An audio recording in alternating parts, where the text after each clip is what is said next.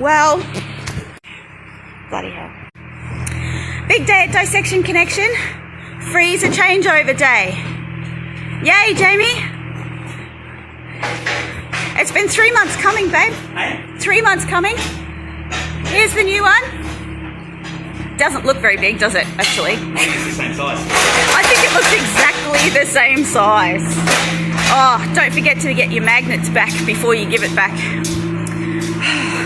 So, quick tour of the empty freezer.